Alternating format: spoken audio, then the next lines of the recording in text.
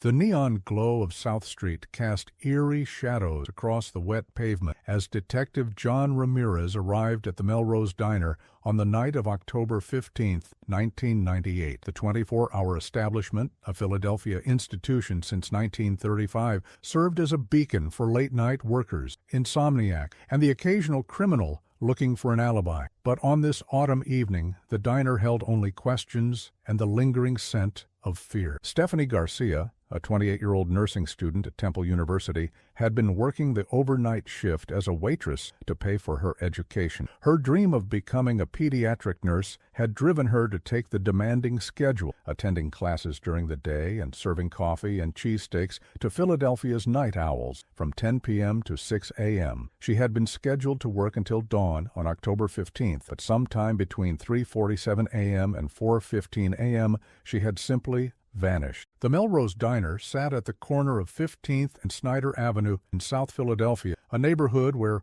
old Italian families lived alongside newer immigrants from Southeast Asia and Latin America. The area was known for its working-class solidarity, but also harbored undercurrents of criminal activity that had roots stretching back to the city's Prohibition era. Detective Ramirez, a 15-year veteran of the Philadelphia Police Department, had seen his share of missing persons cases in South Philly, but Stephanie's disappearance immediately struck him as different. The circumstances were too clean, too orchestrated for a random crime. Her apron lay folded neatly behind the counter, her order pad, and the register showed a transaction 3:47 a.m. for $4.50, a cup of coffee, slice of apple. The diner's owner, Tony Marconi, had discovered Stephanie's absence when he arrived for the morning shift change at 6 a.m. The front door was locked from the inside, the coffee was still warm, and several tables showed signs of recent customers. Stephanie was gone, along with her purse, car key, and any trace during those crucial 28 minutes. She was the best worker I ever had, Marconi told Detective Ramirez, his hands shaking as he poured coffee in a chipped mug. Never missed a shift, never caused trouble.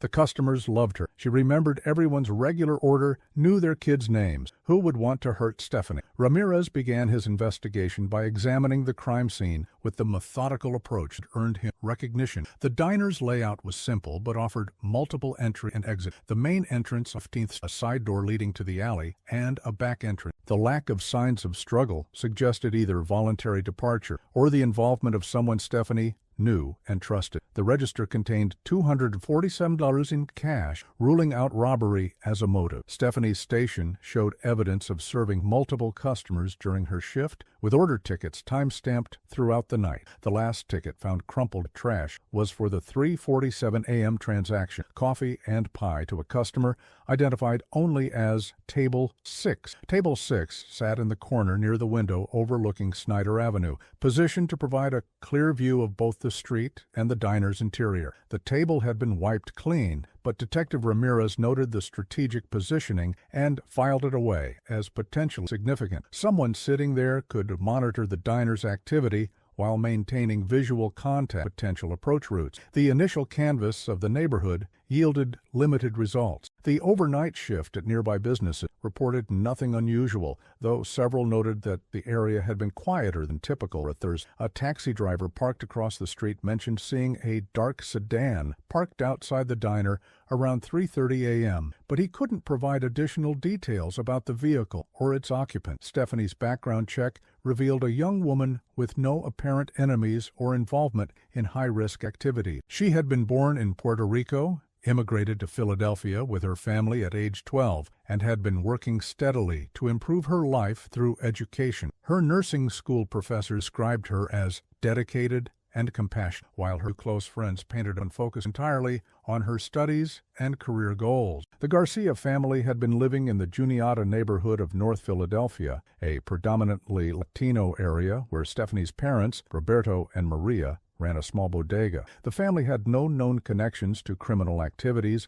outstanding debts, or disputes that might have motivated violence against their daughter. Stephanie's personal relationships were similarly uncomplicated. She had ended a 2-year relationship 6 months earlier when her boyfriend moved to California for work, and she hadn't been dating anyone seriously since. Her social circle consisted primarily of nursing school classmates and a few co-workers from the diner, none of whom reported any concerning interactions or threatening behavior. The Melrose Diner's employee records showed that Stephanie had been working there for 8 months, during which time she had built strong relationships with regular customers and earned the trust of managers. Her shift supervisor, Carmen Rodriguez, described her as reliable and professional, someone who could handle difficult customers and diffuse tense situations with humor and kindness. Detective Ramirez expanded his investigation to include the diner's customer base, particularly those known to frequent the establishment overnight hours. The Melrose attracted a diverse clientele: shift workers from nearby hospitals and factories, taxi drivers grabbing coffee, late-night partygoers seeking food to sober up, and the occasional criminal using the neutral ground for meetings or transactions. Several regular customers reported that Stephanie had seemed normal, displaying her usual friendly demeanor and profession. No one recalled seeing her interact with anyone who appeared threatening or unfamiliar. The consensus was that her shift had been routine until her mysterious appearance. The physical evidence from the diner was processed by the Philadelphia Police Department's crime scene unit, but the results were frustratingly inconclusive. Dozens of fingerprints were recovered from table, the counter, and the register, but most belonged to employees or regular customers whose prints were already on file. No obvious signs of violence or struggle were discovered, despite thorough examination of the premise. By October 17, 1998, Detective Ramirez had established a basic timeline, gathered preliminary information, but he had no concrete leads about Stephanie Garcia's fate. The case had characteristics suggesting abduction, but the lack of witnesses, physical evidence, or obvious motive made determining the perpetrator's identity extremely challenging. The South Philadelphia neighborhood, with its complex mix of legitimate businesses and underground activity, provided countless opportunities for crimes to occur with detection. The area's history of organized crime families and territorial disputes created additional layers of complexity for investigations involving missing persons. As Detective Ramirez concluded his third day of investigation, he felt the familiar weight of a case that seemed designed to resist solution. Stephanie Garcia had simply vanished from her workplace in one of Philadelphia's busiest neighborhoods, leaving behind only questions and the growing fear that something terrible had befallen a young woman whose only crime was working hard to build a better life. What Detective Ramirez couldn't have known as he reviewed his case notes was that Stephanie's disappearance was connected to a criminal organization that had been operating in Philadelphia for decades, using legitimate businesses like the Melrose Diner as fronts for illegal activity worth millions of dollars. The case would consume the next 27 years of his career and expose corruption that reached into the highest levels of the city's law enforcement and political establishment. Detective Ramirez's investigation into Stephanie Garcia's disappearance quickly revealed that the Melrose Diner existed at the intersection of legitimate business and criminal enterprise in South Philadelphia. The establishment's location, a 24-hour operation, made it an ideal venue for activities that required discretion, plausible cover stories for late-night meetings and transactions. Within a week of Stephanie's disappearance, Ramirez discovered that several of the diner's regular overnight customers had connections to organized crime families that had controlled various aspects of Philadelphia's underworld for generations. These weren't the high-profile figures who attracted media attention, but mid-level operators who handled day-to-day criminal business while maintaining legitimate fronts. The most prominent of these figures was Vincent "Vinny" Torino, a 45-year-old businessman who owned several restaurants and vending machine operations throughout South Philadelphia. Torino's legitimate businesses provided perfect cover for loan shark, illegal gambling, and money laundering operations that generated substantial profit while appearing to be conventional commercial. Torino had been a regular at the Melrose Diner for several years, typically arriving around 2 a.m.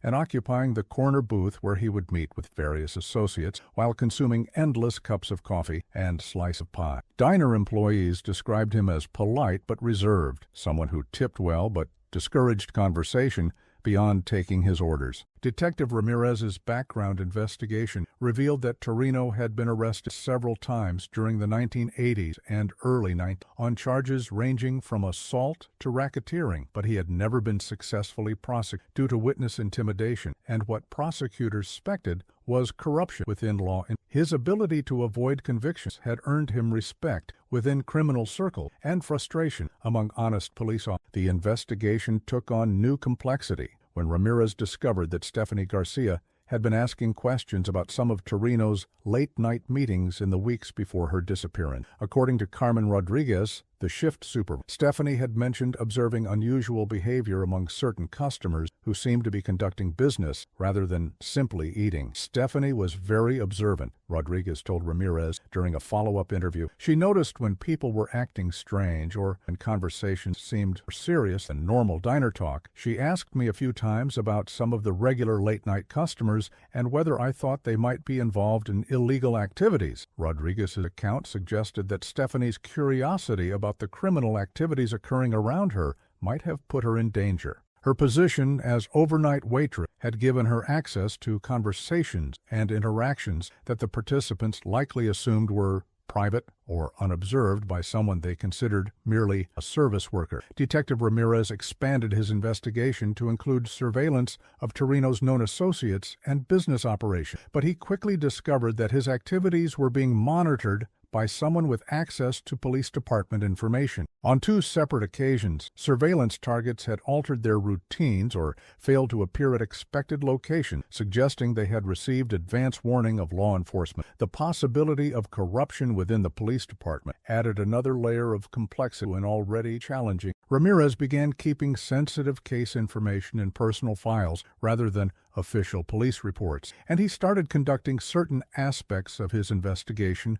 without informing supervisors or colleagues who might have compromised relationships with criminal organizations. The break in the case came 3 weeks after Stephanie's disappearance, when a confidential informant contacted Ramirez with information about unusual activities at one of Torino's restaurant locations. The informant, a small-time criminal looking to reduce his sentence on unrelated charges, claimed that Torino's organization was planning to eliminate potential witnesses who posed threats to their operation. There's word on the street that Torino's people are cleaning house foreman during a clandestine meeting in Fairmount Park. Someone saw something they shouldn't have seen, and now that person is gone. There might be others who need to disappear if they can't keep their mouths shut. The informant's information was vague, couldn't be independently verified, but it provided the first indication that Stephanie's disappearance might be connected to witness elimination rather than random crime. The timing and circumstances suggested that her observations of criminal activity at the diner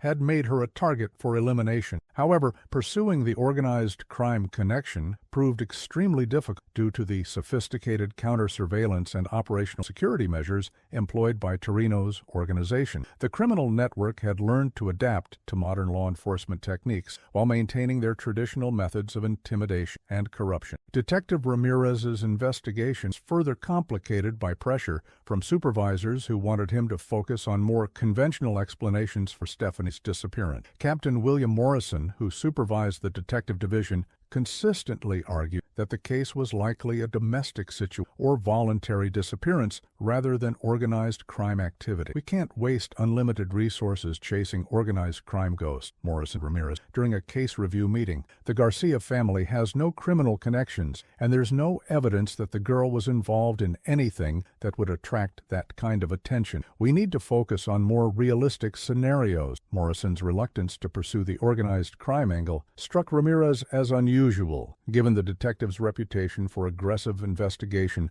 of criminal enterprise. The captain's insistence on conventional approaches seemed inconsistent with his usual investigative philosophy and raised questions about his motivation. The investigation reached a frustrating stalemate by December 1998, with Ramirez having identified potential suspects and motives but lacking the evidence necessary to make arrests or obtain search warrants. The criminal organization's sophisticated operational security and apparent law enforcement connections made traditional investigative techniques largely ineffective. Most frustrating was the discovery that several potential witnesses had been intimidated or had simply disappeared themselves, making it impossible to corroborate the informant's claims about witness elimination. The pattern suggested systematic obstruction of justice, but proving criminal conspiracy required evidence that remained tantalizingly out of reach. The Garcia family's anguish added emotional weight to Ramirez's professional frustration. Roberto and Maria Garcia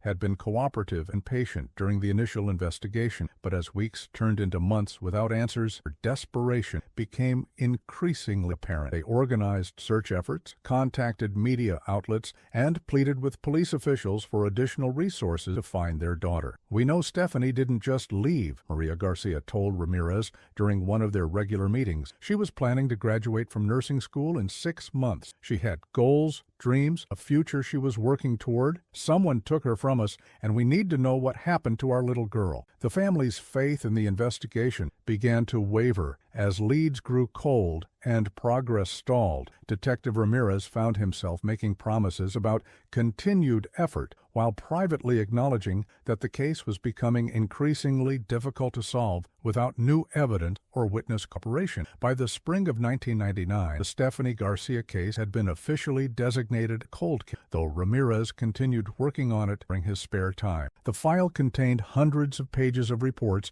witness interviews, and investigative notes, but no concrete evidence that could lead to arrest or prosecution. The case had consumed 6 months of intensive investigation while revealing the existence of criminal activities that extended far beyond a single missing person. However, the organization responsible for Stephanie's disappearance had successfully protected themselves through intimidation, corruption, and sophisticated operational security measures that defeated traditional law enforcement approaches. Detective Ramirez recognized that solving the case would require new approaches, enhanced federal cooperation, or technological advances that didn't exist in 1990. The criminal organization's ability to operate with apparent impunity suggested resources and connections that local law enforcement alone couldn't overcome. The investigation had established patterns and identified suspects, but converting this intelligence into prosecutable evidence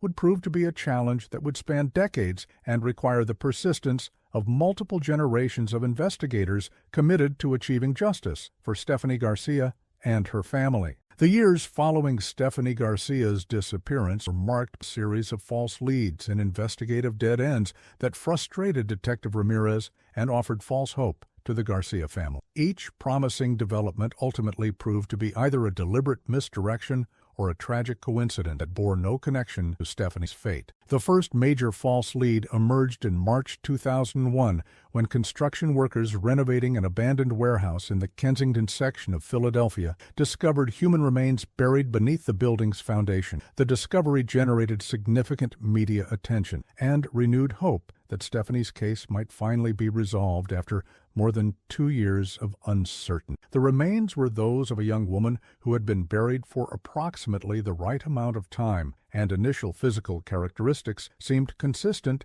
with Stephanie's description. Detective Ramirez worked closely with the medical examiner's office to expedite identification procedures while the Garcia family endured an agonizing wait for definitive answers. However, DNA analysis revealed that the remains belonged to Maria Santos, a sex worker who had disappeared from the same area in 1997. The discovery led to arrests in an unrelated murder, but it left the Garcia family devastated and the investigation no closer to resolution. The timing and circumstances of the discovery suggested it might have been orchestrated to waste investigative resources. Detective Ramirez began to suspect that someone was deliberately generating false leads to distract law enforcement attention from productive lines of inquiry. The sophistication of the misdirection suggested involvement by individuals with detailed knowledge of police procedures and the specific aspects of Stephanie's case that would be most likely to trigger intensive investigation. The second major involved a witness who claimed to have seen Stephanie Garcia in Atlantic City several months after her disappearance. The witness, a casino security guard named Robert Chen, provided detailed descriptions of alleged sightings and claimed that Stephanie had been working under name. Chen's information seemed credible enough to warrant investigation, and Detective Ramirez spent weeks coordinating with New Jersey law enforcement agencies to follow up on the reported sighting. The investigation included examination of employment records, surveillance footage from various casinos, and interviews with hospitality industry workers who might have encountered Stephanie. However, intensive investigation the woman Chen claimed to have was actually Rosa Martinez, a legitimate casino employee who bore some physical resemblance to Stephanie, but had been working in Atlantic City since before his disappearance. Chen's motivation providing false determined he disappeared bequest further. The pattern of false was taking an emotional toll on the Garcia family, who found themselves experiencing renewed hope, followed by crushing disappointment each time a promising development proved to be unrelated to their daughter's case. Roberto Garcia's health began to deteriorate under the stress, while Maria Garcia became increasingly suspicious of law enforcement's commitment to finding answers. Detective Ramirez recognized that the false leads were serving multiple purposes for whoever was responsible for Stephanie's disappearance. The investigations consumed enormous amounts of time and resources that could have been used more productively, while also providing intelligence about law enforcement capabilities and investigative techniques that could be valuable for protecting criminal operations. Most frustrating was the realization that each false lead investigation provided criminal associates with detailed information about the case's progress and the evidence that investigators had gathered. The misdirection strategy was effectively allowing the perpetrators to monitor the investigation while appearing to be uninvolved in Stephanie's appearance. By 2005, 7 years after Stephanie's disappearance, Detective Ramirez had investigated over 40 reported sightings and potential leads, none of which had provided genuine information about her fate. The investigation had consumed thousands of hours of police time and generated extensive documentation, but it remained essentially unsolved. The lack of progress created pressure from department supervisors who wanted to allocate resources to more solvable cases. Captain Morris, who had been consistently skeptical of the organized crime theory, began arguing that continued investigation was an inefficient use of department resources given the limited likelihood of achieving results. Detective Ramirez has done excellent work on this case, Morris told Deputy Commissioner Sarah Walsh during a resource allocation meeting, but at some point we have to acknowledge that some cases may never be solved despite our best effort. The Garcia family deserves closure, but we can't ignore other victims who need our attention. Morrison's arguments were reasonable from an administrative perspective, but Detective Ramirez remained convinced that the case was solvable if approached with adequate resources and enhanced federal cooperation. His personal commitment to the Garcia family and his professional pride in solving difficult cases motivated him to continue working the investigation off the hours. The case took on additional significance when Ramirez discovered connection between Stephanie's disappearance and several other unsolved missing persons cases throughout Philadelphia. The pattern suggested that a systematic elimination campaign was being conducted against individuals who posed potential threats to organized crime operations. However, establishing definitive connection between the cases required evidence that remained elusive despite years of investigation. The criminal organization responsible appeared to have learned from decades of law enforcement attention and had developed sophisticated methods for avoiding detection and prosecution. Detective Ramirez's persistence in pursuing the organized crime connection eventually attracted the attention by agents who were investigating Vincent Torino's organization as part of a broader examination hearing at Philadelphia. The federal investigation provided new resources and investigative techniques that hadn't been available to local law enforcement. Special Agent Lisa Rodriguez of the FBI's Philadelphia field office began coordinating with Detective Ramirez in 2008, 10 years after Stephanie's disappearance. Agent Rodriguez's organized crime and federal resources offered new possibilities for penetrating the criminal network that had successfully avoided prosecution for decades. The Garcia case fits a pattern we've been tracking involving witness elimination and obstruction of justice, Agent Rodriguez told Ramirez during their initial coordination meeting. Your investigation has identified suspects and methods that are consistent with our broader understanding of how these organizations operate to protect themselves. The federal involvement provided validation for Ramirez's theory about organized crime involvement, but it also revealed the true scope and sophistication of the criminal network they were investigating. The organization's ability to operate with apparent impunity for years suggested resources and connections that extended far beyond traditional criminal enterprises. Agent Rodriguez's analysis of the false leads revealed patterns that suggested coordination and planning rather than random misdirection. The timing, content, and presentation of false information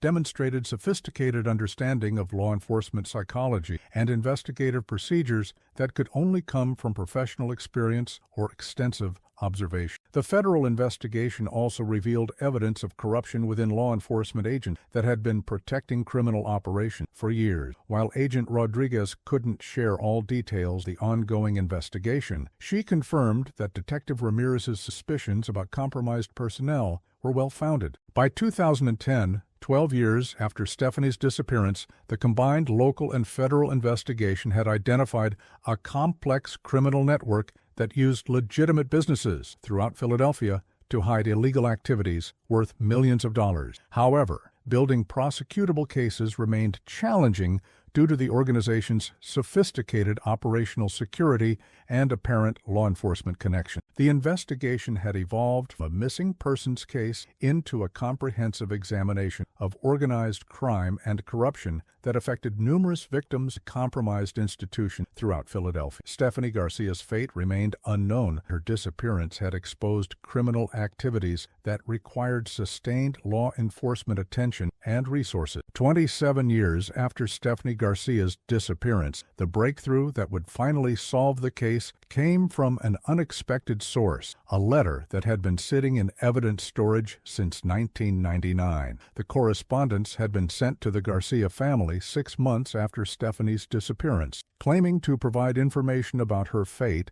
in exchange for a $10,000 payment that never materialized. The letter, which had been dismissed as a cruel hoax at the time, contained specific details about Stephanie's disappearance that hadn't been released to the public. Detective Ramirez, now a veteran investigator nearing retirement, had preserved the letter as potential evidence despite its apparent lack of credibility. The envelope and contents had remained sealed in the evidence room, awaiting technological advances that might eventually make them useful. The decision to reanalyze the letter using modern DNA testing came in September 2025, when Detective Sarah Martinez, Ramirez's former partner who had inherited the Garcia cold case files, convinced department administrators to authorize comprehensive forensic review of all physical evidence using current scientific methods. Martinez, now a lieutenant in the Philadelphia Police Department's cold case unit, had been working with federal forensic laboratories to apply advanced DNA extraction techniques to evidence from unsolved cases dating back decades. The Garcia case was selected for review based on the organized crime connections that had been identified during the original investigation. The envelope and letter were processed at the FBI's forensic laboratory in Quantico, Virginia, using sophisticated DNA extraction methods that could recover genetic material from minimal trace amounts of saliva, skin cells, and other biological materials that might have been deposited during handling. The results were startling. DNA analysis revealed genetic material from 2 different individuals on the letter, one profile that was eventually identified belonging to Vincent Torino, and another that matched Anthony Marcelli, a known associate who had been suspected but never charged in connection with various organized crime activities throughout Philadelphia. The discovery of Torino's DNA on the letter provided the first direct physical evidence linking him to Stephanie Garcia's disappearance. The genetic material had likely been deposited when Torino handled the letter during its composition or preparation, providing forensic proof of his involvement in activities related to the case. Lieutenant Martinez immediately coordinated with FBI agents to develop a comprehensive strategy for using the DNA evidence to reopen the investigation and pursue prosecution of individuals who had been suspected but never charged. The evidence provided the breakthrough that investigators had been seeking for nearly 3 decades. Agent David Chen, who had replaced Agent Rodriguez as the federal coordinator for organized crime investigations in Philadelphia, recognized that the DNA evidence represented their best opportunity to finally penetrate Vincent Torino's criminal organization and achieve justice for Stephanie Garcia and other victims. This DNA evidence changes everything, Agent Chen to Lieutenant Martinez during an emergent coordination. We finally have physical proof connecting Torino to Garcia, and we can use this as leverage to break open his entire organization. We need to move quickly before he realizes we have this evidence. The DNA discovery triggered a comprehensive review of all evidence, investigative files related to the Garcia case and other unsolved crimes potentially connected to Torino's organization. Modern forensic techniques were applied to materials that had been collected over the years but couldn't be properly analyzed using 1990s technology. The review revealed additional DNA evidence previously undetectable, including genetic material recovered from Stephanie's workstation at the Melrose Diner that matched profile from known criminal associates. The accumulation of forensic evidence provided a foundation for building comprehensive prosecutions against multiple defendants. Most significantly, the DNA analysis revealed that Anthony Marcelli, whose genetic material had been found on the extortion letter, was still alive and living under an assumed name in South Jersey. Federal agents had been searching for Marcelli for years in connection with various criminal investigations, but he had successfully hidden his identity and location until the DNA evidence provided a new investigative lead. Marcelli's background revealed him to be a mid-level operator within Torino's organization who had specialized in witness intimidation and evidence elimination. His involvement in sending the extortion letter suggested detailed knowledge of Stephanie Garcia's fate and the circumstances surrounding her disappearance. The federal investigation moved quickly to locate and apprehend Marcelli before he could be warned about the DNA discovery. Surveillance revealed that he was living in Camden, New Jersey under the name Anthony Martinelli and operating a small automotive repair business provided cover for continued criminal activity. Agent Chen coordinated with New Jersey law enforcement agents to conduct surveillance of Marcelli's activities, developing arrest plans that would prevent him from destroying evidence or alerting other members of Torino's organization. The operation required careful timing to maximize the element of surprise while ensuring officer safety. The DNA evidence had also provided investigators with new insights into the letter's contents and the information it contained about Stephanie. Computer analysis revealed that specific details mentioned in the correspondence could only have been known by individuals who were directly involved in her abduction and murder. The letter described circumstances of Stephanie's disappearance that hadn't been publicly released, including details about her final hours at the Melrose Diner and the methods used to transport her from the low. Specificity of the information confirmed that the letter had been written by someone with intimate knowledge of the crime. Most disturbing was the letter's implication that Stephanie had been killed shortly after her abduction, contradicting years of hope that she might still be alive somewhere. The correspondence suggested that her death had been quick, but that her body had been disposed of in a manner designed to prevent recovery and identification. Lieutenant Martinez coordinated with victim advocates to prepare the Garcia family for the difficult news that their daughter was almost certainly dead and that the DNA evidence had identified her likely killer. After 27 years of uncertainty, the family would finally learn the truth of Stephanie's fate, though the reality was as devastating as the DNA breakthrough had provided law enforcement with the evidence necessary to pursue prosecution of individuals who had escaped justice for nearly 3 decades. However, building comprehensive cases that could withstand sophisticated legal challenges would require additional investigation and careful coordination between multiple agencies. Agent Chen and Lieutenant Martinez began developing a comprehensive enforcement strategy that would use the DNA evidence as a foundation for dismantling Torino's entire criminal organization while achieving justice for Stephanie Garcia and other victims. The investigation that had begun with a young woman's disappearance in 1998 was finally approaching resolution. 2020. The DNA evidence represented a convergence of modern forensic science with decades of patient investigation that had preserved crucial evidence until technology advanced enough to reveal its secret. The breakthrough demonstrated how persistence and scientific advancement could eventually overcome even the most sophisticated criminal conspiracy. The coordinated operation to arrest Anthony Marcelli and other members of Vincent Torino's criminal organization began at dawn on November 15, 2020, with simultaneous raids at multiple locations throughout Philadelphia and South. FBI SWAT teams, supported by local law enforcement, executed search warrants while arresting key figures in what federal process one of the longest-running criminal. Lieutenant Martinez was present when federal agents approached Marcelli's automotive repair shop in Camden, where the 67-year-old former enforcer had been living under his assumed identity for over 2 decades. The business provided perfect cover for someone trying to avoid law enforcement attention while maintaining connection to criminal associates throughout the region. Martelli's arrest was conducted without resistance, though his immediate request for an attorney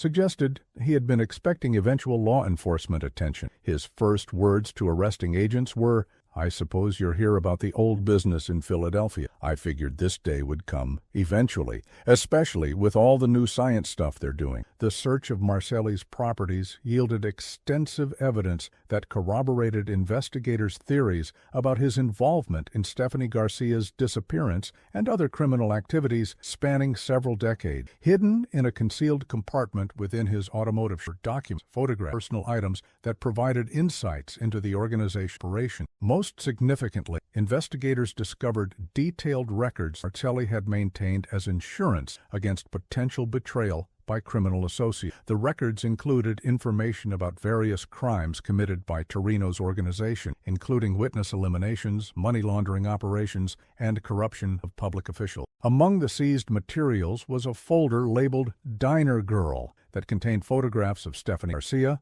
surveillance notes of her work schedule and daily routines, and what appeared to be operational planning documents related to her abduction. The materials provided direct evidence of premeditation and conspiracy in Stephanie's disappearance. The simultaneous arrests included Vincent Torino himself, who was apprehended at his South Philadelphia restaurant while conducting what appeared to be a routine business meeting. Torino's arrest was more dramatic than Marcelli's, requiring negotiation to convince him to surrender peacefully after he initially barricaded. Torino's surrender came after federal agents presented him with copies of the DNA evidence that linked him to the extortion letter and informed him that his organization's operational security had been comprehensively compromised. His calm acceptance of the situation suggested he had been planning for eventual arrest while hoping it would never come. The coordinated operation also targeted businesses throughout Philadelphia that had been identified as fronts for criminal activities, including restaurants, vending machine operations,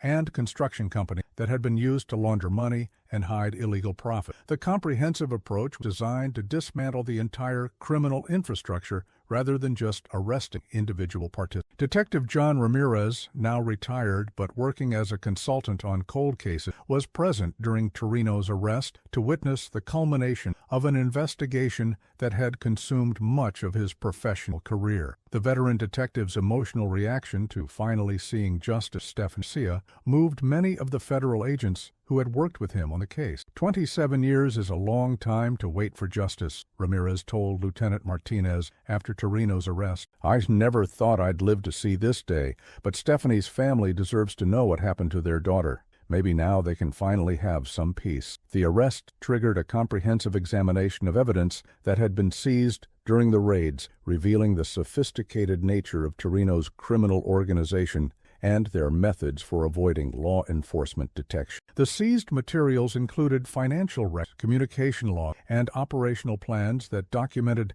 decades of criminal activity. Federal forensic accountants began analyzing financial records that revealed money laundering operations worth tens of millions of dollars over the course of Torino's criminal career. The sophisticated financial schemes had involved legitimate businesses, offshore accounts, and complex transactions designed to hide illegal profit from law enforcement scrutiny. Most importantly, the seized evidence included additional information about Stephanie Garcia's fate and the circumstances of her death. Documents found in Torino's personal safe described her abduction from the Melrose Diner and subsequent interrogation about what she had observed regarding criminal activities at the restaurant. The evidence revealed that Stephanie had been targeted because her position as overnight waitress had given her access to conversations and activities that criminal associates believed she could report to law enforcement. Her curiosity about unusual customer behavior had been interpreted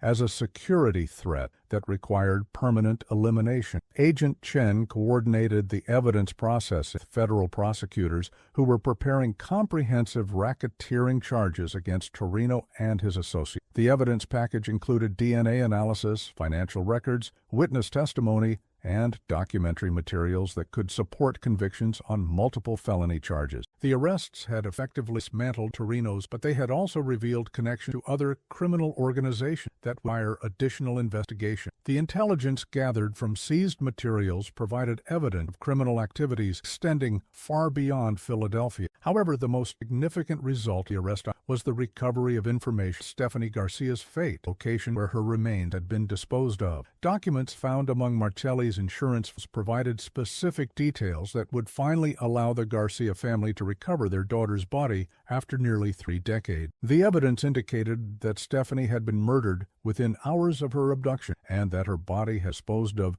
at a construction site that was subsequently developed into a. The specific location information would require careful excavation and forensic analysis to recover remains and confirm the document. Lieutenant Martinez worked with victim advocates to prepare the Garcia family for the difficult process of learning the details of their daughter's death and participating in recovery operations. After 27 years of uncertainty, finally have definitive answers to Stephanie's fate, though the truth was as devastating as fear. The arrest operation had succeeded beyond investigators' expectation, providing not only justice to Stephanie Garcia, but also exposing one of Philadelphia's most enduring criminal organizations. The DNA evidence that had started as a long-shot forensic analysis had ultimately provided the solving a frustrated law enforcement for nearly 3 days. However, the evidence had also revealed the true scope of corruption and criminal activity that had been operating in Philadelphia since the 1970s. The investigation would require months of additional work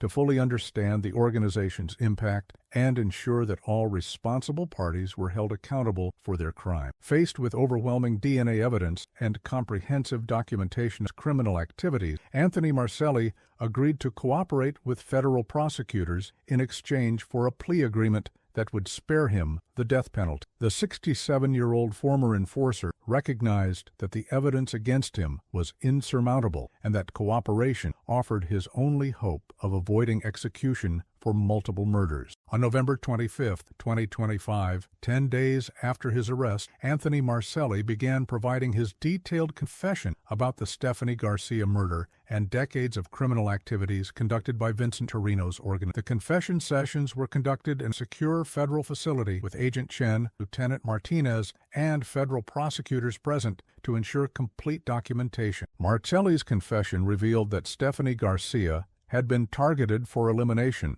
because her position as overnight waitress at the Melrose Diner had given her access to criminal planning sessions that Torino's organization conducted during late-night meetings. Her increasing curiosity about unusual customer behavior had been identified as a security threat that required permanent solution. Stephanie was a smart girl who paid attention to everything going on around her, explained. She started asking questions about why certain customers met regularly in the middle of the night and why their conversations stopped when she approached their tables. Torino decided she was becoming too nosy for our operations to continue safely. The confession detailed the extensive surveillance operation that had preceded Stephanie's murder, including weeks of monitoring her work schedule, personal habits, and daily routine. Torino's organization had used sophisticated observation techniques to identify opportunities for abduction while minimizing the risk of detection by law enforcement or witnesses. Marcelli revealed that he had personally conducted much of the surveillance, posing as a regular customer who frequented the Melrose Diner during Stephanie's shifts to gather intelligence about her behavior and the restaurant's security procedures. His presence had allowed the organization to develop detailed operational plans for her elimination. The murder had been planned for October 15, 1990, during Stephanie's regular overnight shift when customer traffic was minimal. The likelihood of witnesses was reduced. Marcelli described how he had entered the diner at approximately 3:30 a.m., ordered in position till 6, monitor situation while waiting for the optimal moment. According to Marcelli's confession, Stephanie had been approached while she was cleaning tables in the back section of the diner, away from the windows and main entrance. He had identified himself as a police officer conducting a routine investigation and had convinced her to accompany him outside to answer questions about suspicious activities she might have observed. I told her we were investigating criminal activities at the diner and that she might have information that could help us, Marcelli admitted. She was cooperative and wanted to help law enforcement. She had no idea that I was actually working for the people had been observing. The deception had allowed Marcelli to escort Stephanie from the diner without triggering alarm or resistance. Once outside, she had been forced into a waiting vehicle operated by other members of Torino's organization and transported to a warehouse facility in the industrial section of South Philadelphia. Martelli's account became increasingly disturbing as he described Stephanie's final hours where she had been interrogated about her observation of criminal activity and her communications with other people who might have received information about Torino's organization. The interrogation had been conducted by Torino himself, who wanted to ensure that Stephanie's elimination would completely resolve any security threats posed by her knowledge of criminal operation at the Melrose Diner. The questioning had focused on determining what she'd seen, whom she, and whether any documentation existed that could compromise the organization. Stephanie was terrified, but she kept insisting that she hadn't told anyone about what she saw and that she was just curious, not investigating, Martelli recalled. She begged us to let her go and promised she would never say anything about criminal activities, but Torino had already decided that the risk was too great to let her live. The confession revealed that Stephanie had been killed by Martelli using a .22 caliber pistol after approximately 2 hours of interrogation. Her body had been dismembered to facilitate disposal and transported to a construction site where a new shopping center was being built, allowing the remains to be buried beneath concrete foundation that would prevent discovery. Martelli provided specific details about the disposal location, including the exact section of the construction and the depth at which Stephanie's remains had been buried. The information would enable investigators to plan recovery operation that could finally return her body to the Garcia family after 27 years. The confession also revealed the authorship and purpose of the extortion letter that had been sent to the Garcia family in 1999. Martelli admitted that he had written the letter at Torino's direction as a way to gauge whether the family had received information from Stephanie about criminal activities or whether they were conducting their own investigation. The letter was a test to see if the family knew more than they were telling police. If they had paid the money or responded with specific information about what Stephanie saw, we would have known that she had shared intelligence with them before her death. When they didn't respond, we knew they were genuinely ignorant about the criminal activities. The extortion letter had served multiple purposes, including misdirecting police attention toward random criminals, providing intelligence about the investigation's progress, and the family's knowledge of potentially incriminating information. The cruel deception extended the family's while protecting the criminal organization from exposure. Martelli's confession included detailed information about other murders committed by Torino's organization over several decades, including the elimination of potential witnesses, criminal associates who posed security risks, and law enforcement officers who had become too aggressive in their investigations of criminal activity. The comprehensive nature of Martelli's cooperation provided federal prosecutors with evidence for multiple murder charges and racketeering violations that could support lengthy prison sentences or death penalty prosecution for surviving organization members. His detailed testimony would be crucial for achieving convictions despite the organization's sophisticated efforts to avoid detection. Most importantly, Martelli's confession provided the Garcia family with definitive answers about their daughter's fate after nearly 3 decades of uncertainty. While the truth was devastating, it would finally allow them to recover Stephanie's remains and achieve closure that had been denied for so many years. However, Martelli's matter-of-fact description of planning and executing murders revealed the cold, calculating nature of professional criminals who viewed violence as routine business operation. His confession provided evidence for prosecution, but also demonstrated callous regard for human life that characterized organized enterprise. The detailed confession resolved the mystery Garcia's appearance in law enforcement evidence, one of Philadelphia during the investigation that had begun with a young woman's unexplained work had ultimately corruption numerous victims of the region. Anthony Marcelli's detailed confession provided investigators with specific information about the location where Stephanie Garcia's remains had been disposed of 27 years earlier. The site, now occupied by the Cross Philadelphia, would require sophisticated excavation techniques and careful coordinated property to recover evidence without disrupting commercial. The shopping center had been constructed in late 1998 and early 1999, just months after Stephanie's murder, providing perfect cover for concealing her remains beneath concrete foundations and infrastructure. Marcelli's confession indicated that her body had been buried in what was now parking retail building approximately 15 feet below the current. Agent Chen coordinated federal forensic special and engineering consultant to develop a comprehensive recovery plan that would allow excavation of the burial site while maintaining the structural integrity of surrounding commercial building. The operation would require advanced ground-penetrating radar, specialized excavation equipment, and archaeological techniques to ensure proper evidence.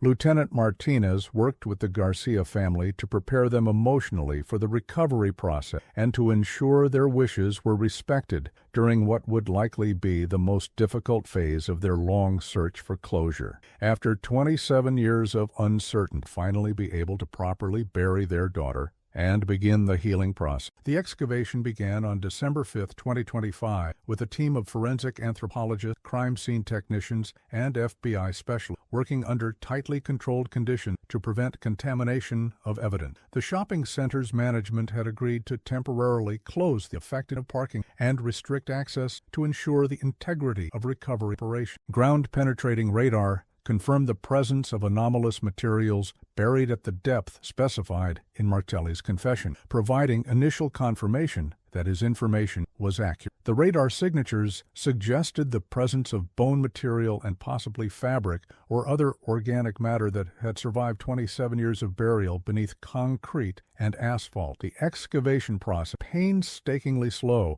requiring careful removal of concrete, gravel, and soil layers, while preserving any evidence that might support prosecution of Stephanie's killers. Each layer was photographed, documented, and analyzed for trace evidence that might have forensic value for confirming the circumstances of her death. On December 8, 2025, forensic specialists recovered human remains that preliminary analysis confirmed belonged to a young woman consistent with Stephanie Garcia's physical characteristics. The skeletal remains were remarkably well preserved due to the alkaline conditions created by the concrete burial environment, providing excellent opportunities for DNA confirmation and forensic analysis. Detective Ramirez, despite his advanced age and retirement status, was present at the recovery to witness the culmination of the investigation that had defined much of his professional career. The veteran investigator's emotional reaction to finally seeing Stephanie's remains recovered moved everyone present at the excavation. After 27 years, we're finally bringing Stephanie home to her family, who had gathered. This young woman deserved so much better than just trying to work her nursing to better. Her killers stole that future, but they couldn't prevent justice from eventually served. The forensic analysis of Stephanie's remains confirmed details from Marcelli's confession while providing additional evidence to support murder. The cause of death was determined to be gunshot wounds consistent .22 caliber weapon described in the confession, and the skeletal trauma-supported accounts of post-mortem dismemberment. Most significantly, trace evidence recovered from the burial site included fabric fragments, personal items, and other materials that could be linked to suspects through forensic analysis. The evidence would strengthen prosecution case while providing additional confirmation of the accuracy of Marcelli's detailed confession. The recovery of Stephanie's remains triggered intense media attention and renewed public interest in the case that had become one of Philadelphia's most notorious unsolved murders. The Garcia family's long struggle for justice resonated with community members who had followed the case for decades, supported their effort to find answers. Maria Garcia, now 73 years old and in failing health, was able to see her daughter's remains recovered and properly identified before her death 3 weeks later. The family's matriarch had never given up hope that Stephanie would be found, and her final weeks were spent planning the proper burial that had been delayed for nearly 3 decades. Mi hija can finally rest in peace, Maria Garcia told Lieutenant Martinez during their final meeting. We never stopped believing that someday we would find her and be able to say goodbye properly. Thank you for never giving up on Stephanie, even when everyone else said the case was hopeless. The recovery operations also yielded evidence related to other victims whose remains might have been disposed of at the same location or nearby sites used by Torino's organization. Ground-penetrating radar detected additional anomalies that suggested the shopping center construction site might have been used for multiple body disposals during the late 1990s. Federal investigators expanded the search to include examination of other areas within the shopping center property and adjacent locations that had been developed around the same time period. The investigation revealed that Torino's organization had used construction projects throughout South Philadelphia to conceal evidence of their violent crime. The discovery of additional remains belonging to at least 3 other victims provided evidence for multiple murder charges against surviving organization members, while offering potential closure to other families who had lost loved ones to the criminal enterprise. The comprehensive nature of the evidence supported racketeering prosecutions under federal organized crime statute. Agent Chen coordinated the expanded investigation with Philadelphia Police Department cold case detectives who had been working on unsolved disappearances that might be connected to Torino's organization. The recovery operations had provided new opportunities to solve cases that had been dormant for years or decades. The forensic evidence recovered during the excavation operations was processed at FBI laboratories using the most advanced techniques available for analyzing degraded biological materials and trace evidence. The comprehensive analysis provided prosecutors with physical evidence that could support multiple murder convictions while confirming the accuracy testimony. Lieutenant Martinez worked with victim advocates and family counselors to support other families whose loved ones' remains had been recovered during the expanded excavation operation. The discovery of multiple victims demonstrated the systematic nature of the criminal organization's violence while providing closure to families who had waited decades for answers. The recovery operations had succeeded beyond investigators' expectation, providing not only Stephanie Garcia's remains, but also evidence of additional crimes that had been hidden for decades. The excavation had transformed a shopping center parking into a crime scene that revealed the true scope of violence committed by one of Philadelphia's enduring criminal organizations. However, the discovery of multiple victims also revealed the extent of law enforcement failures that had allowed the criminal enterprise to operate with apparent impunity for so many years. The systematic nature of the violence suggested that earlier intervention might have prevented some of the murders and saved additional lives. The prosecution of Vincent Torino and his criminal associates began on March 15, 2026, in federal court in Philadelphia, with Torino facing multiple counts of first-degree murder, racketeering, and conspiracy charges that could result in the death penalty. The trial attracted national media attention due to the case's 28-year timeline and the sophisticated forensic evidence that had finally exposed the criminal organization. Federal prosecutors, led by Assistant U.S. Attorney Michael Davidson, presented a comprehensive case that included DNA evidence, documentary materials, Anthony Marcelli's detailed confession, and testimony from investigators who had pursued the case for decades. The prosecution's opening statement outlined the systematic nature of Torino's criminal enterprise and the cold-blooded murder of multiple victims to protect illegal operations. Vincent Torino built a criminal empire that lasted for decades by eliminating anyone who threatened to expose his illegal activities. Davidson told the jury during his opening statement, Stephanie Garcia was murdered not because of anything she had done wrong, but because she had the misfortune to witness criminal activity that Torino was determined to keep secret at any cost. Torino's defense team, led by prominent criminal attorney Sarah Martinez, faced the challenge of defending against overwhelming evidence that included DNA analysis, recovered remains, and detailed confession tests from a co-conspirator. Martinez's strategy focused on challenging the credibility of Marcelli's testimony and arguing that her client had been a legitimate businessman who was wrongly accused. However, the prosecution's evidence clearly demonstrated Torino's leadership role in the criminal organization and his direct involvement in planning murders to protect illegal operations. The DNA evidence linking him to the extortion letter sent to the Garcia family provided irrefutable proof of his connection to Stephanie's. Agent Chen testified for 3 days about the investigation's evolution from a missing persons case into a comprehensive examination of organized crime activity. His testimony provided crucial context for understanding how the criminal organization had operated for decades while successfully avoiding prosecution. through violence and corruption. Torino's organization wasn't just committing individual crimes. They were operating a systematic campaign of violence and intimidation that affected dozens of victims over several decades, Chen told the jury. Their ability to avoid prosecution for so long wasn't due to criminal cleverness alone, but because they eliminated witnesses and corrupted the very systems designed to stop them. Lieutenant Martinez provided emotional testimony about inheriting the Garcia case and the challenges suing a 27-year-old investigation with degraded evidence and disappeared witnesses. Her account of the DNA breakthrough and subsequent arrests demonstrated how persistence and scientific advancement could eventually overcome sophisticated criminal enterprises. Detective Ramirez, now in his 80s, still sharp mentally, provided testimony about the original investigation and the obstacles that had prevented earlier resolution of the case. His account of working for decades without answer, supporting the Garcia family through their ordeal, moved several jurors to tears. Stephanie Garcia was just a young woman trying to work her way through nursing his testimony. She had dreams of helping sick children and making a difference in the world. Vincent Torino destroyed all of that because she accidentally observed criminal activities that he was conducting at her work. The prosecution's presentation of forensic evidence was carefully managed to demonstrate the scientific proof of Torino's guilt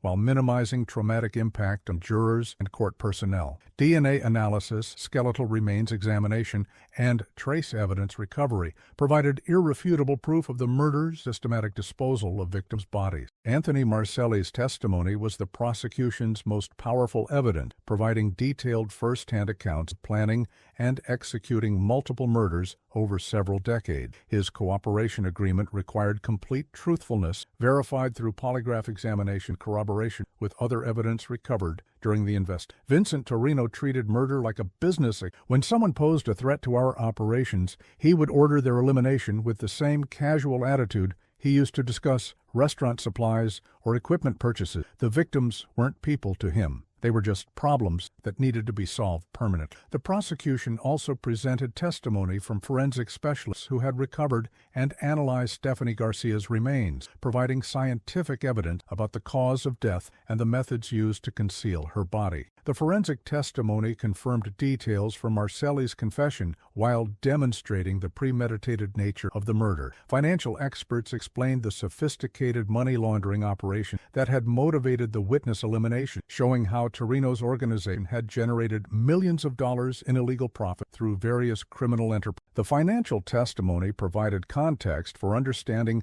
why the organization was willing to commit murder to protect their operation. The prosecution's case included testimony from family members of multiple victims whose remains had been recovered during the shopping center excavation, demonstrating the pattern of violence characterized Torino's criminal enterprise. The additional murders provided evidence of ongoing criminal conspiracy that supported federal racketeering. Roberto Garcia, Stephanie's father, and now the sole surviving immediate family member, provided victim impact testimony that brought the human cost of Torino's crimes into sharp focus for jurors. His emotional account of 28 years of uncertainty and grief provided powerful context for the prosecution's case. Stephanie was our baby, our hope for the future, Roberto told the jury through tears. She was going to be a nurse and help sick children. She worked so hard to pay for school and build a better life. Vincent Torino took all of that away from us, and he took away our chance to say goodbye to our daughter for 28 years. Torino's defense struggled against the overwhelming evidence, with Martinez focusing primarily on challenging the prosecution's timeline and arguing that her client had been wrongly identified as the organization's leader. However, the comprehensive nature of the evidence made defending against the charges extremely difficult. The trial lasted 8 weeks, with the prosecution presenting 127 witnesses and hundreds of pieces of evidence that documented nearly 4 decades of criminal activity. The comprehensive case demonstrated not only Torino's guilt in multiple murders, but also the broader impact of his criminal organization on Philadelphia's communities. The jury deliberated for 4 days before returning guilty verdicts on all charges against Vincent Torino, including 5 counts of first-degree murder for the deaths of Stephanie Garcia and other victims whose remains had been recovered. The convictions automatically triggered penalty phase proceedings to determine whether Torino would receive life imprisonment or the death penalty. The guilty verdicts provided closure for the Garcia family and other victims' relatives who had waited decades for justice. However, the penalty phase proceedings would determine whether Torino's crimes warranted the ultimate punishment under federal law, requiring additional testimony about the impact of his criminal activities on victims and communities throughout Philadelphia. The penalty phase of Vincent Torino's trial began on June 15, 2026, with federal prosecutors arguing that the systematic nature of his crimes and the decades of violence warranted the death penalty. The prosecution presented evidence of Torino's leadership role in a criminal organization responsible for at least 12 murders spanning nearly 4 decades of operations in Philadelphia. Assistant U.S. Attorney Davidson presented victim impact testimony from family members of multiple murder victims, demonstrating the devastating consequences of Torino's criminal enterprise on communities throughout the region. The testimony painted a picture of systematic violence designed to protect illegal operations through intimidation and elimination of threats. Roberto Garcia, despite his advanced age and failing health, provided emotional testimony about the impact of losing his daughter and the additional trauma of 28 years of uncertainty about her fate. His account of the family's long struggle for justice moved several jurors to tears and provided powerful evidence of the crime's lasting impact. Vincent Torino didn't just kill my daughter, he destroyed our entire family, Roberto. My wife Maria died without ever seeing just Stephanie. We lost 28 years of our lives waiting for answers that this man could have provided He chose to let us suffer rather than take responsibility for his crime. The prosecution also presented evidence of Torino's involvement in corrupting law enforcement and government officials throughout his criminal career, demonstrating the broader impact of his activities on Philadelphia's institutions and communities. The systematic corruption had enabled decades of criminal operations while undermining public trust in law enforcement agencies. Expert witnesses testified about the sophistication of Torino's criminal organization and the resources required to maintain operations that had successfully avoided prosecution for so many years. The testimony revealed that his enterprise had operated with efficiency, rivaling legitimate businesses while using extreme violence to eliminate competition and threats. Torino's defense team, led by Attorney Martinez, presented mitigation evidence aimed at persuading jurors to impose life imprisonment rather than execution. The defense testimony focused on Torino's age, health problems, and claims that he had been coerced into criminal activities by more dangerous associates. However, the prosecution's evidence clearly demonstrated that Torino had been the undisputed leader of the criminal organization and the primary architect of the violence used to protect their operations. His systematic approach to witness elimination and corruption of public officials demonstrated calculated criminal behavior rather than coercion by others. The penalty phase proceedings lasted 3 weeks, as both sides presented comprehensive arguments about whether Torino's crimes warranted the ultimate punishment. The jury's decision would send a message about society's response to organized crime enterprises that used systematic violence to protect illegal operations. On July 8, 2026, the jury recommended death sentence for all 5 murder counts against Vincent Torino, finding that the aggravating circumstances of his crimes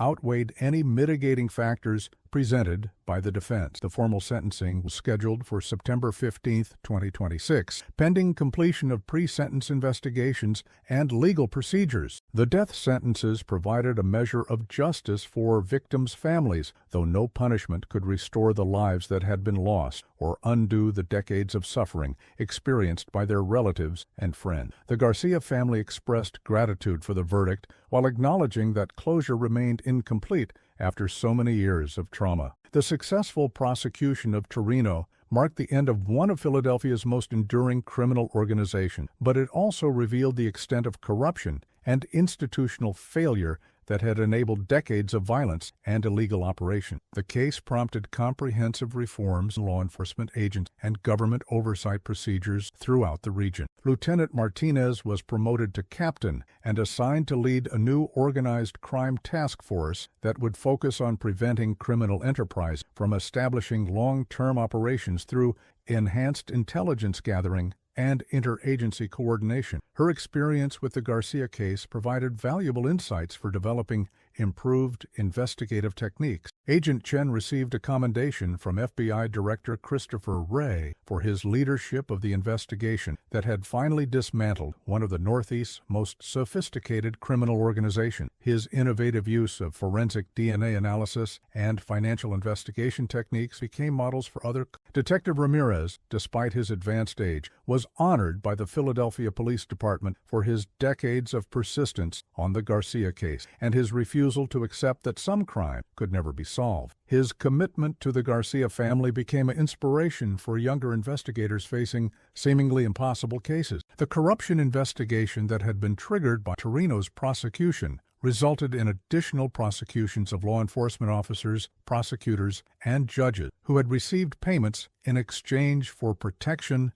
and favorable treatment. Comprehensive cleanup effort restored some public confidence, demonstrating the importance of internal oversight accountability measures. Captain Morrison, who had supervised Detective Ramirez during the original investigation, was posthumously identified as having received payments from Torino's organization in exchange for limiting investigative resources and misdirecting attention away from productive lines of inquiry. His corruption had significantly contributed to the case remaining unsolved for so many years. The Garcia case prompted legislative changes in Pennsylvania's cold case investigation procedures and enhanced funding for forensic DNA analysis of evidence from unsolved crimes. The systematic application of modern forensic techniques to older evidence had proven that even decades-old cases could be resolved with sufficient resources and persistence. The Melrose Diner, where Stephanie had worked and disappeared, was closed permanently in 2026 after the building's owner decided that the location's notoriety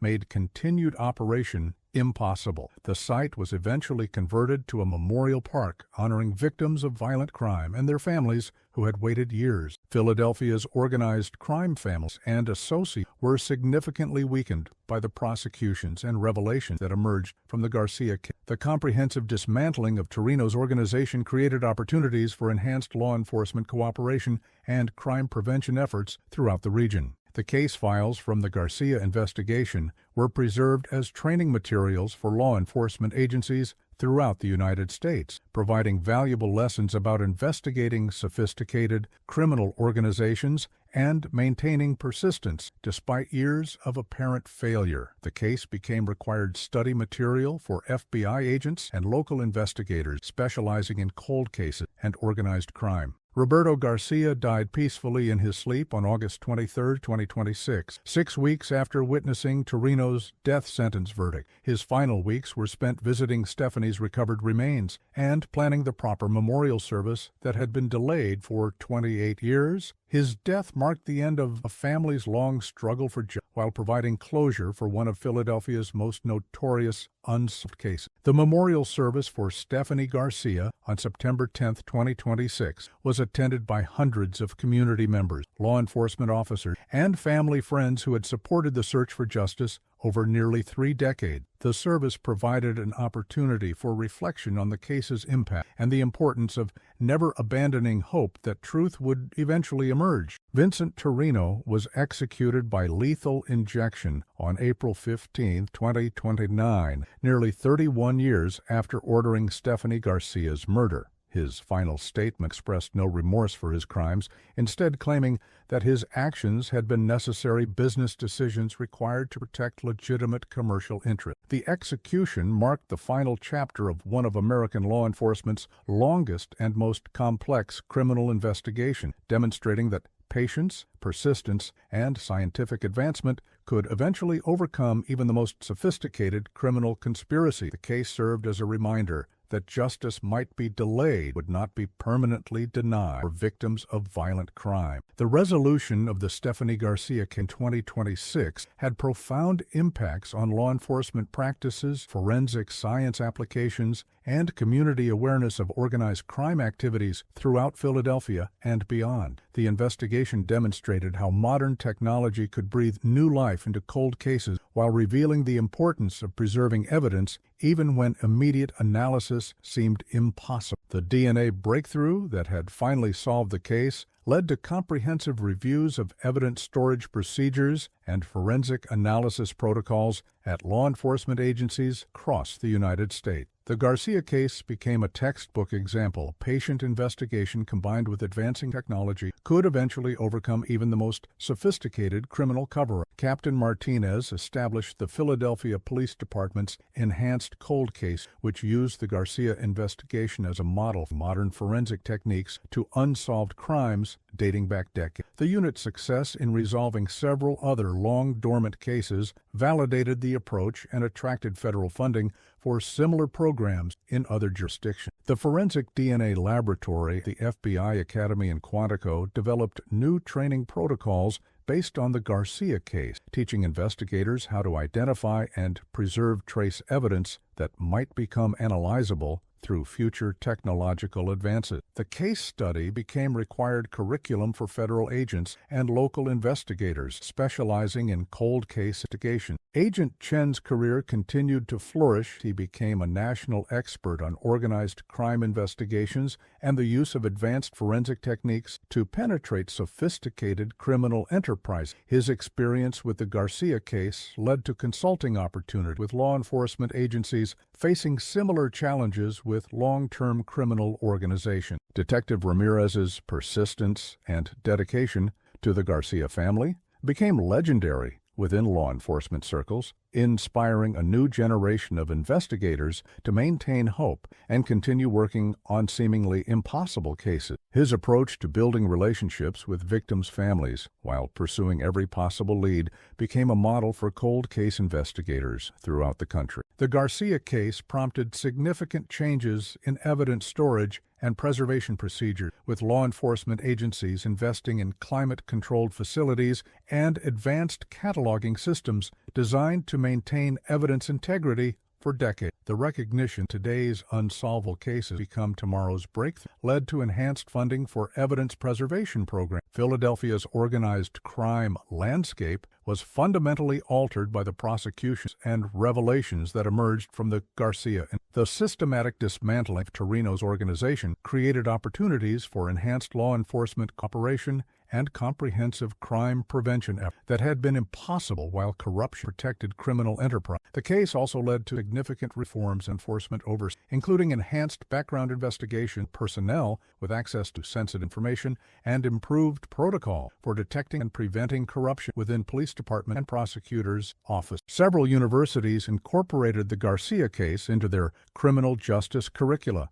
using it to teach students about the evolution of forensic science, the challenges of investigating organized crime, and the importance of persistence in pursuing justice for victims and their families. The case became a frequently cited example of successful cold case resolution. The memorial service for Stephanie Garcia in September 2026 attracted national media attention and inspired the creation of a foundation dedicated to supporting families of missing persons and funding advanced forensic analysis of cold case evidence. The Stephanie Garcia Foundation provided resources that help solve dozens of additional cases throughout the United States. The shopping center where Stephanie's remains had been recovered was eventually redeveloped into a community center that provided educational and social services for Latino families in Philadelphia. The transformation honored her memory, serving the community she had been preparing to help through her nursing career. The case inspired numerous books, documentaries, and television programs that explored the intersection of forensic science, organized crime, and family perseverance in the face of seemingly impossible odds. These productions helped maintain public awareness of cold cases and the importance of continued investigation despite time. Anthony Marcelli, whose cooperation had been crucial for solving the case, died in federal prison in 2028 while serving his life sentence for multiple murders. His detailed confession confession had provided the evidence necessary for conviction while revealing the casual brutality character organized crime over several decades. The Garcia cases were eventually donated to the Smithsonian Institution's National Museum of American History, where they became part of a permanent exhibit on the evolution of forensic science and its impact on criminal justice. The exhibit honored Stephanie's memory while educating visitors about advances in DNA analysis and cold case investigation techniques. Law enforcement agencies throughout the Northeast implemented new protocols for information sharing and joint investigation based on lessons learned from the Garcia case. The recognition that criminal organizations often operated across multiple jurisdictions led to enhanced cooperation and coordination that prevented other enterprises from establishing long-term operation. The success of the Garcia investigation inspired federal legislation providing additional funding for cold case investigation and forensic DNA analysis of evidence from unsolved crime. The Stephanie Garcia Cold Case Resolution Act allocated resources that enabled law enforcement agencies modern techniques to thousands of dormant cases. Philadelphia Police Commissioner Maria Santos, no relation to Detective Santos in the Orlando case, established an annual award honoring investigators who demonstrated exceptional persistence in pursuing justice for victims and their families. The Stephanie Garcia Award recognized law enforcement officers who refused to abandon hope despite years of apparent failure. The case also prompted changes in how law enforcement agencies communicated with victims' families during long-term investigation, emphasizing the importance of maintaining hope while providing realistic assessment of case status and potential for resolution. The Garcia family's experience became a model for supporting other families facing similar challenges. By 2030, 4 years after the case's resolution, the Garcia investigation had become one of the most studied and referenced cold case successes in American law enforcement history. The combination of persistence, technological advancement, and family determination had achieved justice that seemed impossible for nearly 3 decades. The legacy of Stephanie lived on not only through criminal justice reforms her name, but also through the inspiration her story provided to families who refused to give up that their love would eventually. Her dream of helping others and realize never could have imagined through the countless investigated because of techniques developed during the transformation of a young woman's disappearance into a landmark achievement for forensic science and cold case investigation demonstrated that some stories transcend tragic beginnings to become forces for positive change. Stephanie Garcia's legacy continued to grow with each case solved using methods developed during the long search for justice in her name. 10 years after Vincent Torino's execution in 2029, the impact of the Stephanie Garcia case continued to reverberate throughout American law enforcement and forensic science. The case had become the gold standard for cold case investigation, demonstrating how preserved evidence, advancing technology, and unwavering persistence could achieve justice decades after crimes occurred. The Enhanced Cold Case Unit Martinez established in Philadelphia had resolved over 200 previously unsolvable cases by 2039, using techniques pioneered during the Garcia investigation. The unit's success rate attracted international attention and led to the establishment of similar programs in over 50 major American cities and numerous international law enforcement. The forensic DNA revolution that began with the Garcia case had fundamentally transformed criminal justice systems worldwide. Advanced extraction techniques could now recover usable genetic material from evidence that previous generations of investigators had considered scientifically worthless, breathing new life into thousands of dormant cases. Sarah Chen, no relation to previous Agent Chen, who had directed the FBI laboratory analysis that extracted DNA from Stephanie's extortion letter, became the leading international expert on trace DNA recovery from degraded evidence. Her techniques, refined through the Garcia case experience, had solved major crimes on every continent and established new standards for forensic evidence analysis. The Stephanie Garcia Foundation had grown into a major nonprofit organization that provided funding for cold case investigation, advanced forensic analysis, and family support services throughout the United States and internationally. The foundation's work had contributed to the resolution of over 1,000 missing persons cases and had provided closure to families who had waited decades for answers. The Memorial Community Center, built at the site where Stephanie's remains were recovered, had become a model for community-based crime prevention and family support service. The center provided educational programs,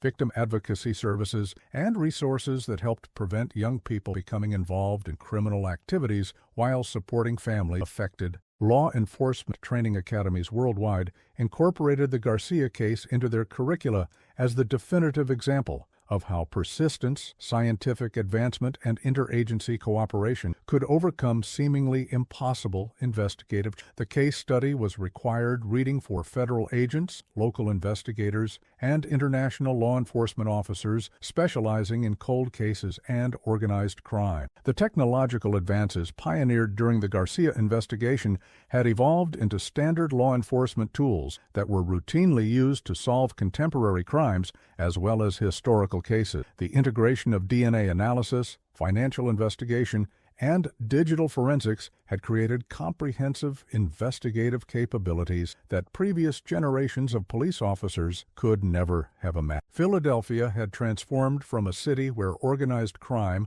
operated with relative impunity into a model for comprehensive crime prevention and community policing. The reforms implemented after the Garcia case had strengthened law enforcement integrity while building community trust that supported effective crime prevention. The annual Stephanie Garcia Memorial Lecture, held at the FBI Academy in Quantico, attracted the world's leading experts in forensic science, criminal investigation, and victim advocacy. The lecture series had become the premier forum for sharing advances in cold case investigation techniques and honoring the memory of crime victims whose cases had seemed hopeless. Roberto Garcia's final words before his death in 2026 had become a motto for cold case investigators worldwide: never give up hope that the truth will emerge. Justice might be delayed, but it will not be denied forever if good people refuse to stop searching for answers. These words were inscribed on plaques in law enforcement agencies throughout the United States and beyond. The corruption that had been exposed during the Garcia investigation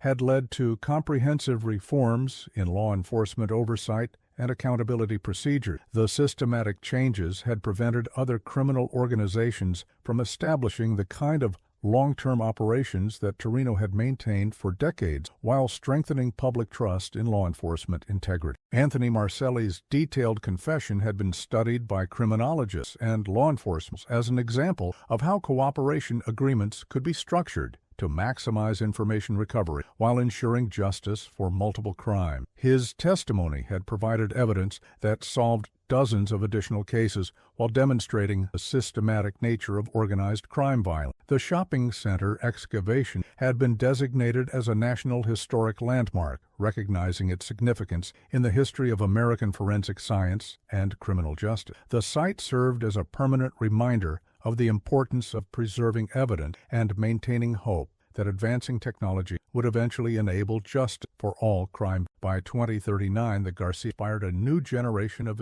forensic scientists and victim advocates who understood that possible might become to break success. The case had demonstrated time, rather than just could become an ally, and combined with advancing technology and unwavering commitment to truth. The lesson of Stephanie Garcia's case extended far beyond law enforcement and forensic science to become a testament to the power of persistence, the importance of preserving hope, and the eventual triumph of truth over deception. Her legacy lived on in every case solved using techniques developed during the search for her killer, in every family that found closure after years of uncertainty, and in every investigator who refused to abandon hope despite seemingly impossible odds. The young nursing student who had disappeared from a Philadelphia diner in 1998 had become a symbol of justice, delayed, not denied, of science advancing to serve truth, and of families who never stopped believing that answers would eventually emerge. Her story had transformed from tragedy into triumph, from despair into hope, and from an unsolvable mystery into one of the greatest success stories in the history